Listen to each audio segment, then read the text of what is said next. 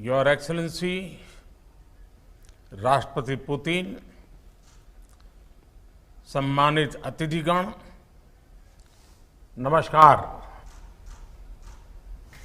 मुझे खुशी है कि व्लादिवोस्तोक में आयोजित किया जा रहा है 7वें ईस्टर्न इकोनॉमिक फोरम में आपसे वर्चुअल रूप से जुड़ने का मौका मिला। इसी महीने व्लादिवोस्तोक में भारत के कॉन्सुलेट की स्थापना के 30 वर्ष पूरे हो रहे हैं। इस शहर में कॉन्सुलेट खोलने वाला पहला देश भारत ही था और तब से यह शहर हमारे संबंधों के कई माइलस्टोन का साक्षी रहा है। फ्रेंड्स, 2015 में स्थापित किया गया यह फोरम आज रशियन फार ईस्ट के विकास में अंतर्राष्ट्रीय सहयोग का एक प्रमुख वैश्विक मंच बन गया है। इसके लिए मैं राष्ट्रपति पुतिन की दूरदर्शिता का अभिनंदन करता हूं और उन्हें बधाई भी देता हूं। 2019 में मुझे इस फोरम में रूबरू हिस्सा लेने का मौका मिला था। उस समय हमने भारत की एक्ट फॉर ईस्ट नीति की घोषणा की थी और परिणाम स्वरूप रशियन फार ईस्ट के साथ विभिन्न क्षेत्रों में भारत का सहयोग बढ़ा है।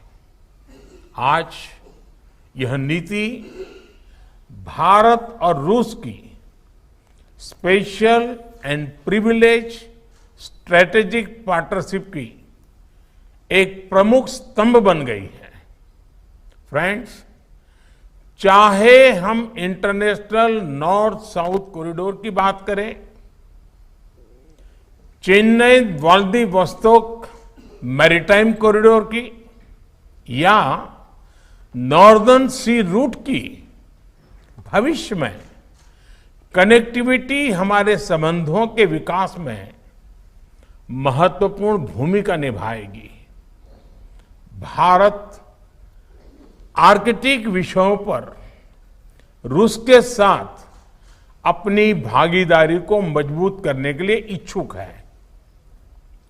ऊर्जा के क्षेत्र में भी सहयोग की अपार संभावनाएं हैं।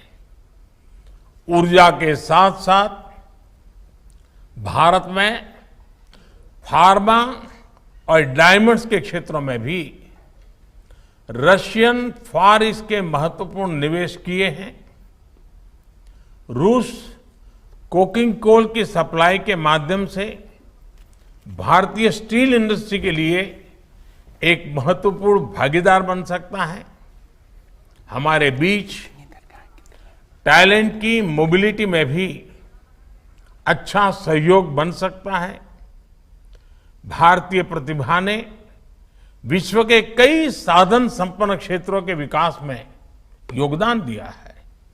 मुझे विश्वास है कि भारतीयों की प्रतिभा और प्रोफेशनलिज्म से रशियन फार ईस्ट में तेजी से विकास आ सकता है।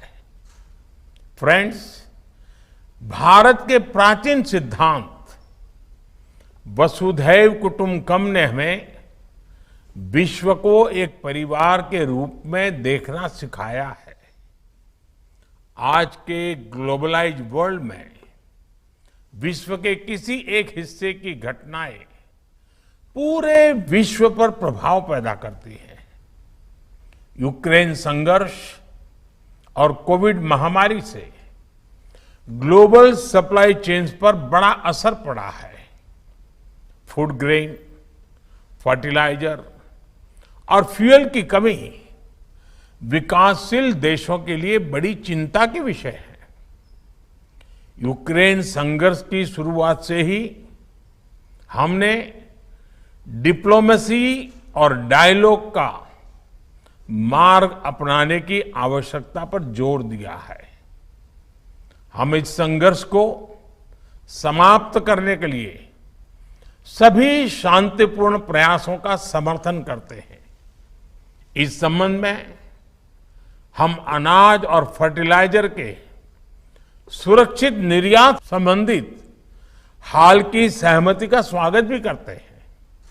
मैं एक बार फिर राष्ट्रपति पुतिन का धन्यवाद करता हूं कि उन्होंने मुझे इस फोरम को संबोधित करने का अवसर दिया और इस फोरम में उपस्थित सभी भागीदारों को हार्दिक शुभकामनाएं देता हूं। बहुत बहुत धन्यवाद।